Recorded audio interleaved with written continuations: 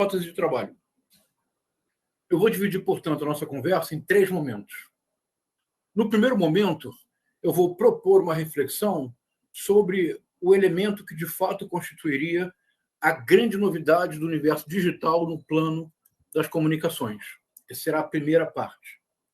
Na segunda parte, eu tentarei mostrar que o avanço transnacional da extrema-direita é propriamente incompreensível se não realizarmos uma comparação com certos elementos do universo digital, a fim de mostrar que há afinidades eletivas profundas e não necessariamente planejadas entre a dinâmica do universo digital e a visão do mundo da extrema-direita. Se nós não compreendermos essas afinidades, dificilmente nós conseguiremos sustentar uma reflexão que permita conter o avanço transnacional da extrema-direita. O problema não é brasileiro, não se reduz ao bolsonarismo, é um fenômeno transnacional. Na terceira e última parte, eu tratarei de alguns elementos da guerra cultural, que é a ponta de lança do avanço transnacional da extrema-direita, tentando mostrar que essa guerra cultural se relaciona profundamente com o que eu creio ter identificado como sendo a novidade real desse mundo novo, desse bravo mundo novo no qual todos estamos inseridos e que é dominado pela dinâmica das redes sociais. Eu começo, portanto, agora no primeiro passo, a proposta do que seria efetivamente a novidade do universo digital. A minha proposta é razoavelmente simples, as consequências são complexas, mas a ideia que me guia é uma ideia relativamente simples. É claro que a introdução de todo novo meio de comunicação produz sempre abalos consideráveis na estrutura de conhecimento e nas relações políticas e sociais. Foi assim, por exemplo, com a introdução da imprensa no século XV.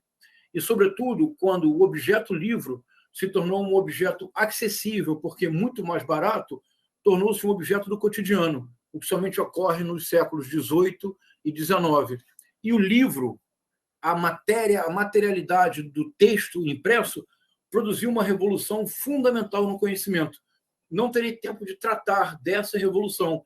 Posso apenas dizer que, ao contrário do que pensamos, porque nós sempre imaginamos que a universidade moderna, a universidade que nasce na Alemanha no início do século XIX, na Universidade de Berlim, quando a Universidade de Berlim é modernizada, e pela primeira vez a universidade associa o ensino à pesquisa, constituindo os 2 pilares que levarão a universidade até o século XX. Nós pensamos, então, que a universidade e a biblioteca são instituições gêmeas, que elas sempre foram instituições que uma favoreceu o crescimento da outra. E não é verdade. No século XVIII, quando o objeto livro tornou-se pela primeira vez acessível, porque tornado muito mais barata, com novas técnicas de produção do texto impresso, a posse do livro questionou de maneira radical a estrutura até então dominante do ensino universitário. A estrutura até então dominante do ensino universitário tinha como principal tecnologia o corpo do professor. Era o professor biblioteca ambulante, que tudo sabia, do qual emanava todo o conhecimento, era o corpo do professor, a tecnologia mais importante do ensino, até o livro, o objeto impresso, ter se tornado um objeto do cotidiano. Por isso, a imagem tradicionalíssima da escola, o professor falando ex cátedra, desde o alto da sua cátedra, e os alunos e as alunas copiando laboriosamente sem parar. É a própria imagem do professor que transmite um conhecimento consagrado e os alunos e as alunas que recebem passivamente este conhecimento, tendo como principal tarefa assimilá-lo e repeti-lo, reproduzir o cânone que já está consagrado. Quando o livro se tornou um objeto do cotidiano, esta figura do professor catedrático, esta figura do professor biblioteca ambulante foi profundamente questionada, por um motivo razoavelmente simples. Agora era possível que cada aluno, que cada aluna tivesse o seu livro e, portanto, não dependesse unicamente do professor para a transmissão do conteúdo. Repito, esta simples configuração de uma nova tecnologia de comunicação levou à remodelação de toda a universidade no século XIX, para fazer frente ao impacto do livro tornado objeto do cotidiano e, portanto, a libertação potencial dos estudantes e das estudantes em relação ao professor como única tecnologia disponível para a transmissão do conhecimento. É evidente que aqui seriam possíveis comparações muito instigantes com o universo digital e com a própria estrutura do conhecimento, mas não é este o tema da nossa conversa. Eu quero apenas chamar a atenção que a introdução de um novo meio de comunicação sempre implicou transformações profundas na forma de produzir, de transmitir conhecimento e transformações profundas nas relações políticas e sociais. Ora, o avanço do nazifascismo nas 2 primeiras décadas do século XX não é compreensível se nós não associarmos este avanço com pelo menos 3 desenvolvimentos fundamentais na tecnologia das comunicações. O rádio, e o rádio foi indispensável para a difusão das mensagens autoritárias do nazifascismo. Basta lembrar que, em 1933, quando Adolf Hitler chega finalmente ao poder como chanceler, em breve como presidente da República, uma das primeiras iniciativas do Joseph Goebbels foi criar um projeto. O projeto se chamava A Rádio do Povo, e do que se tratava era de subsidiar a produção de aparelhos de rádio, que seriam aparelhos muito baratos, que toda a população poderia comprar, e isso era fundamental para a difusão da mensagem nazista pelo alcance do rádio junto à população como um todo. O nazifascismo utilizou o cinema com enorme sabedoria, com enorme proficiência, aproveitou-se ao máximo dessa nova tecnologia de comunicação. Walter Benjamin, no seu famoso ensaio de 1936, a obra de arte na época da sua reprodutibilidade mecânica ou técnica, de acordo com a tradução, dizia justamente isto, que o nazifascismo havia se apropriado do cinema, da potencialidade do cinema, e que a esquerda não o havia feito.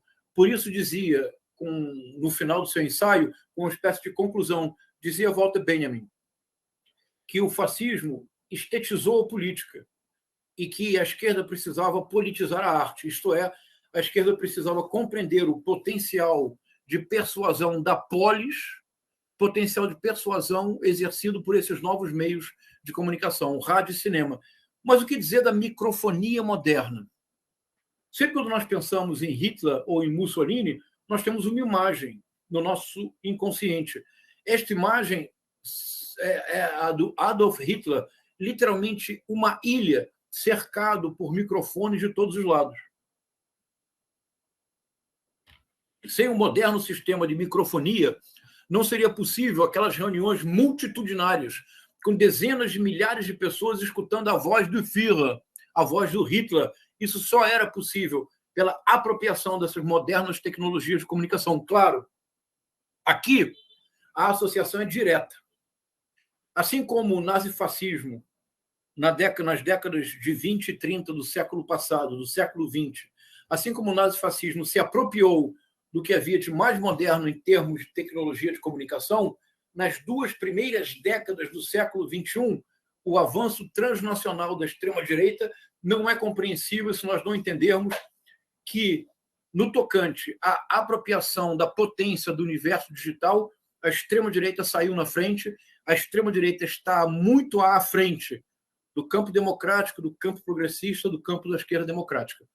Na nossa conversa de hoje, eu gostaria justamente de refletir sobre este aspecto, de propor algumas alternativas. Principio, então, tratando do primeiro ponto.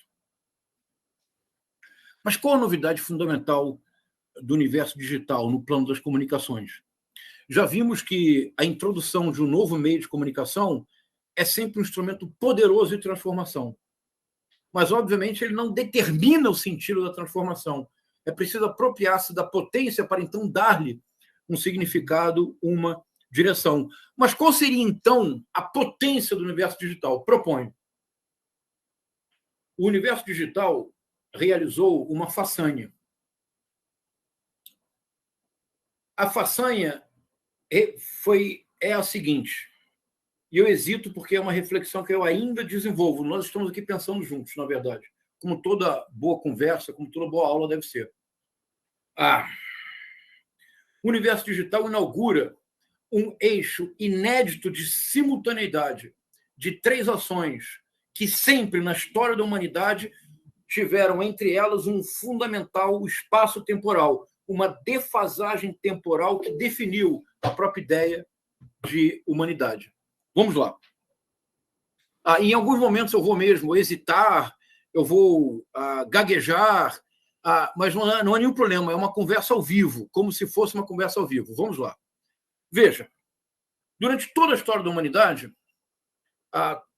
houve sempre uma defasagem temporal fundamental entre uma ação, a transmissão dessa ação e a recepção da transmissão da ação. Sempre foi assim. É esta defasagem temporal que criou isto que nós chamamos de condição humana. A condição humana é uma condição de permanente reflexão, ainda que não seja uma reflexão todo o tempo consciente sobre esta defasagem temporal. A mais importante de todas, o fato de que temos plena consciência de que somos seres para a morte. Se há um único elemento que nos une a todos, um único elemento do qual nenhum de nós jamais escapará é este, é a finitude. Portanto, a compreensão especial do tempo como uma matéria que nos molda, mas que nos controla, em relação à qual nós não podemos nunca ter um controle absoluto, esta concepção de tempo é esta que criou o que nós chamamos de condição humana, em todas as suas particularidades e contingências históricas. Veja, o que nós chamamos de ciências humanas, em geral, num sentido amplo.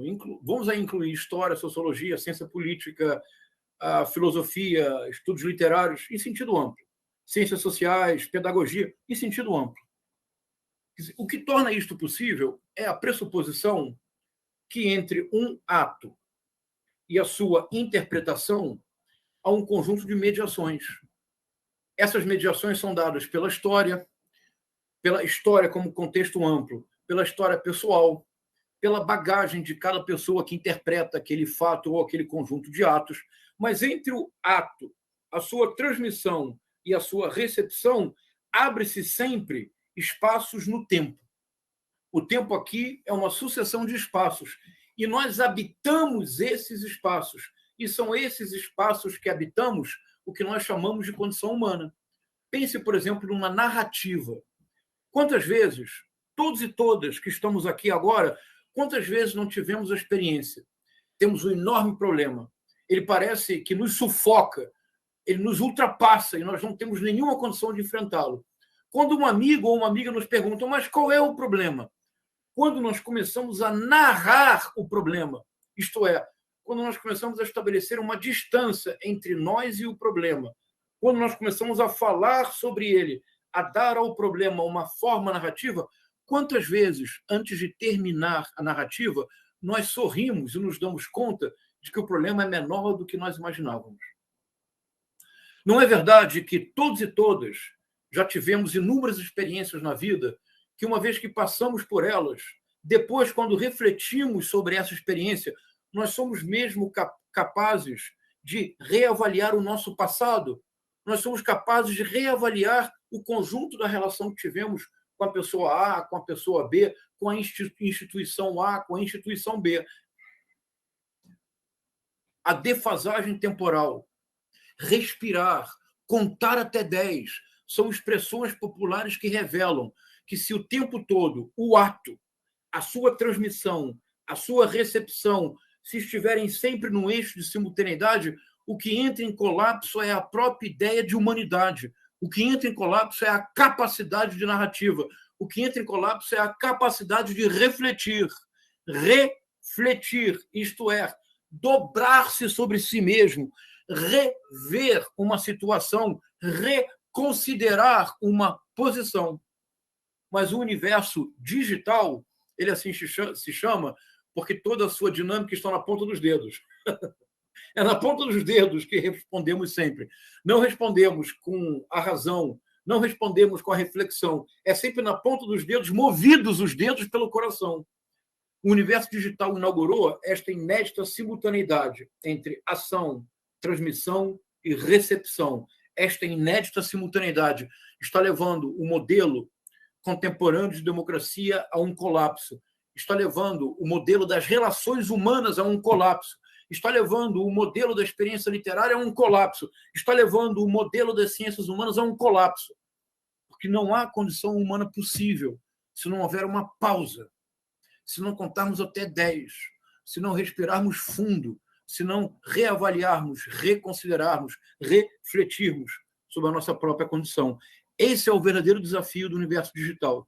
A verdadeira novidade do universo digital é este eixo de simultaneidade. Este eixo de simultaneidade que torna o espaço público propriamente impossível, porque o espaço público se constitui de uma sucessão de agoras que não possui uma relação lógica entre eles. Não há argumentação possível, não há debate, só o que há é o predomínio do campo dos afetos, é o predomínio da manipulação sentimental, só o que há é o império dos dedos, isto é, da reação imediata a uma situação que não foi ainda refletida. A extrema-direita soube apropriar-se com enorme habilidade desta característica do universo digital.